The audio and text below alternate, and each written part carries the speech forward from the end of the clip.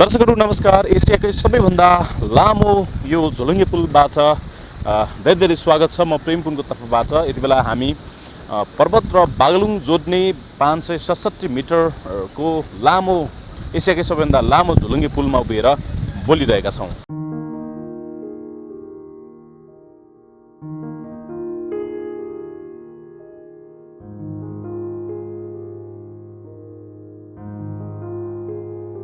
कुनै समय थियो पर्वत र बागलुङलाई जोड्नको लागि अथवा पर्वतका मानिसहरू बागलुङ बजारसम्म पुग्नुको लागि गाडीको यात्राबाट झन्डै 2 देखि 3 घण्टासम्मको यात्रा तय गर्नु पर्थ्यो। तर यो पुल बनेसँगै अब त्यो दूरी घटेको छ र अब 20 मिनेटमा आवाज जावत गर्न सकिने यो पुल बनेको छ। तपाईँ एकतर्फी पर्वतबाट बागलुङ जाँदै हुनुहुन्छ भने जम्मा 10 अथवा 15 मिनेटमा पुग्न सकिन्छ र छिटो हिँड्ने व्यक्तिहरू चाहिँ 10 मिनेटसम्ममा पुग्ने गर्दछन्।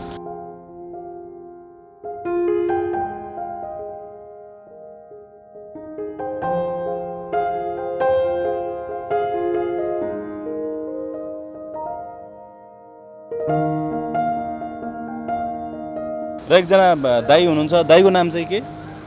हरिबहादुर। तपाईँ घर कता पर्यो? यही हो पुलपारी त्यो टाढोमा हो।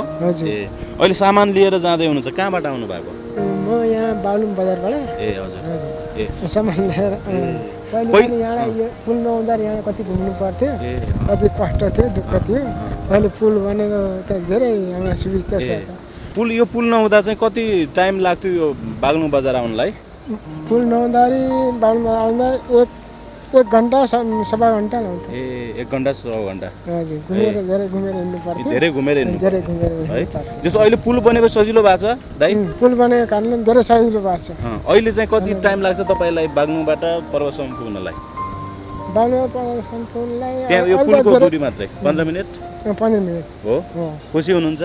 दर्शकहरू, यति बेला म यो पुलको बीचमा उभिएको छु र निकै नै हावा पनि चलिरहेको छ र यो पुल अलिकति हल्ली पनि रहेको छ र यहाँबाट निकै नै सुन्दर दृश्यहरू देखिन्छ।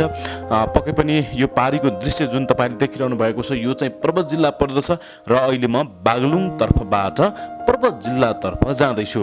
र अझ खास गरी भन्नुपर्दा यहाँबाट दृश्यहरू हेर्दा निकै नै डर लाग्ने खालको पनि छ। हावा पनि यहाँ बेसरी चलिरहेको छ र यहाँबाट तल हेर्दाखेरि कालीगण्डकी नदी पनि बगिरहेको छ। तल कालीगण्डकी, माथि यो नेपालकै सबैभन्दा लामो झोलुङ्गे पुल जसको लम्बाइ 567 मिटर यसको लम्बाइ रहेको छ। निकै नै मनमोहक दृश्यहरू यहाँबाट हेर्न सक्छौँ हामी। पर्वत जिल्ला पनि यहाँबाट पारी देख्न सकिन्छ। पर्वत जिल्लाका विभिन्न फाँटहरू पनि हामी देख्न सक्छौँ र पक्कै पनि यो निकै नै मनमोहक छ दृश्य। यति बेला एसियाकै सबैभन्दा लामो झोलुङ्गे पुलमा 2 जना ब्रदरहरूलाई मैले भेटेको छु। उहाँहरूसँग म कुराकानी गर्न चाहन्छु। अलि उता जानु होला। हजुरको नाम चाहिँ? सुजन विका। हजुरको? असुक्सेस।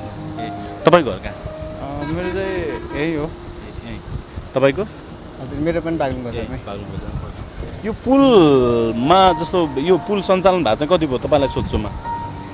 कति जति भयो? नभएको सञ्चालनमा आएको चाहिँ कति भयो? वर्षै हुन थाल्यो होला लगभग। यहाँ चाहिँ प्राय आइराख्नुहुन्छ तपाईँ? छैन, बेला बेला मात्रै हो। हजुर, कहिलेकाहीँ। तपाईँलाई चाहिँ खास यहाँ यो पुलमा आउँदाखेरि चाहिँ के कुरा चाहिँ मनपर्छ? सिनहरू भ्यूहरू हेर्दा त्यो भ्यू अनि हावा चाहिँ खतरा चल्छ है पुलै उडाउने खालको होइन? यति बेला एकजना दाईलाई मैले भेटेको छु। दाईको शुभ नाम? मेरो बम घरती मगर। कहाँदेखि आउनु भएको? म पोखराबाट। हजुर। यो यहाँ पुल ठ्याक्कै यो पुलमै घुम्नलाई आउनु भयो कि अथवा अरू केही काम थियो कि? अरू केही कामले आएको। काम विशेषले आउँदाखेरि अब यो पुल पनि हेरौँ, यसको अवलोकन गरौँ, यसो फोटोहरू लिउँ भनेर चाहिँ। कतिजना आउनु भएको छ तपाईँहरू? हामी 4 जना आउनु भएको छ है। यो पुल बनेको भन्ने कुरा चाहिँ तपाईँलाई पहिले थाहा थियो कि यहाँ आएपछि थाहा हो? बनेको भन्ने पहिले चाहिँ फेसबुकहरूमा चाहिँ देखिराखिन्थ्यो। अहिले चाहिँ अब यहाँ आइसके पछाडि प्रत्यक्ष अब हामीले दृश्य अवलोकन गर्न पाइयो, रमाइलो गर्न पाइयो, हिँड्यो, पारी पुग्यो, आइयो। डर लाग्यो अलिअलि? डर लागेन, किनभने हामीलाई यस्तो अब डर लाग्ने कुरोहरू भन्दा झन् उल्टो रमाइलो लाग्छ। यहाँको चाहिँ खास के मन पर्यो यहाँबाट हेर्दाखेरि यसो? यहाँबाट हेर्दा यति बेला अब यो वसन्त ऋतुको आगमनसँगै नयाँ पालुवाहरू पलाइरहेको छ होइन, जताततै हेर्दा हराभरा हरियालीहरू देखिरहेको छ। अनि अग्लो पुलमा चिसो मौसम भनौँ, त्यही माथि पनि यसरी काम विशेषले घुम्न आउँदा अझ झन् सेल्फी लिँदै यो पुलको अवलोकन गर्दा अत्यन्तै झन् आफूलाई हर्ष उल्लास खुसी भएको महसुस। जस्तो अहिले तपाईँ पर्वततिरबाट फर्किँदै हुनुहुन्छ होइन, अघि जाँदा चाहिँ कति टाइम लाग्यो होला अन्दाजी?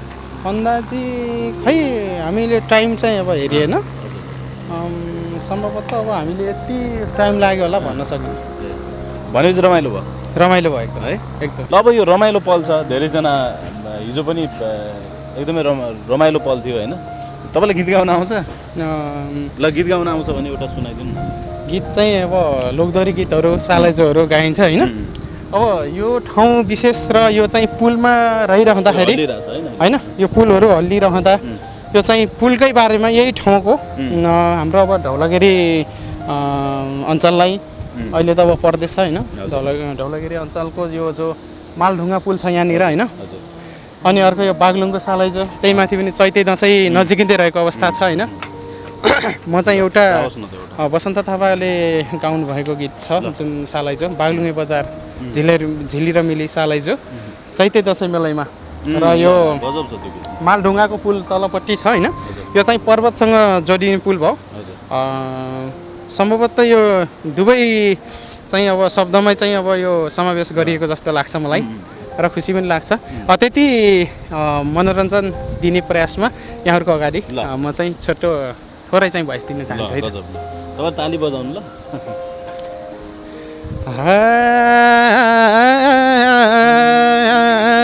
बागलुङको बजार झिली र मिली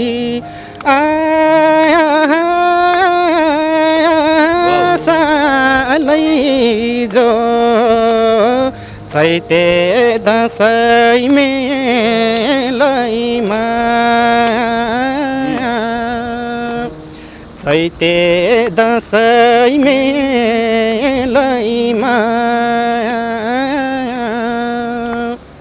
आमा त मेरी सारै अप्ठ्यारो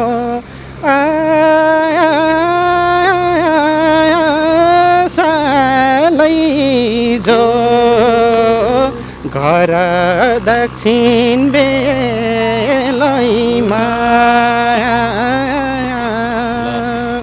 घर दक्षिण बेलैमा मालढुङ्गामा कालीको पुल छ, जहाँ रमाइलो हुई मेरो मन भुल्छ। मालढुङ्गामा कालीको पुल छ, जहाँ रमाइलो हुई मेरो मन भुल्छ, जहाँ रमाइलो हुई मेरो मन भुल्छ। ल तपाईँ बिहे भएको छ कि छैन? हजुर बिहे भएको छ कि छैन? भएको छ। हजुर। अनि जहाँ रमाइलो त्यही मन भुल्यो भने त बर्बाद हुन्छ नि। अनि बिहे भए पनि अब रमाइलो गर्न पाउँछ भन्ने कुरो त पोजिटिभ वेबाट, एकदम पोजिटिभ वेबाट। ल एकदमै रमाइलो गर्नुभयो, एकदमै यो टाइम दिनुभयो, त्यसको लागि तपाईँलाई धेरै धेरै धन्यवाद। आज कहिले फर्किनुहुन्छ? हामी सम्भवतः काम हाम्रो सक्सेस भइसके पछाडि 1-2 दिन पछाडि फर्किन्छ। ओके, ल तपाईँलाई शुभयात्रा। Thank you so much. ल आउनु।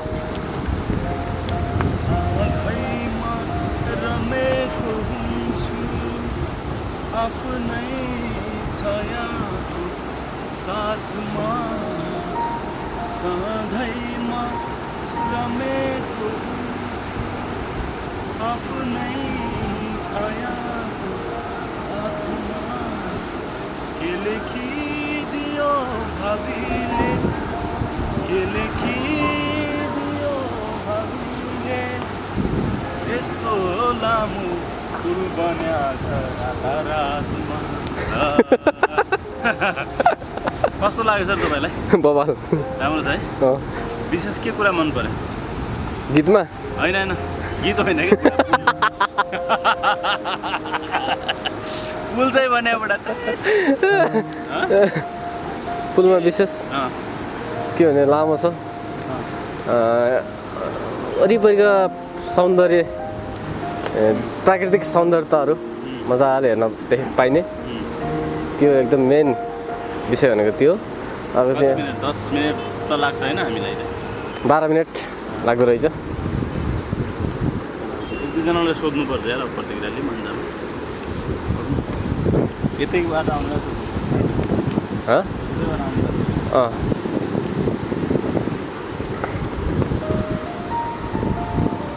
ऊ त्यो मुखा गरेर सोध्दैन हुन्छ नभए ऊ त पुलको मुखा कहाँ पुग्यो त्यहाँ त्यहाँ त मलाई त्यो दृश्य आउँदैन ल ठिक छ माइक निकाल्नु नि त नि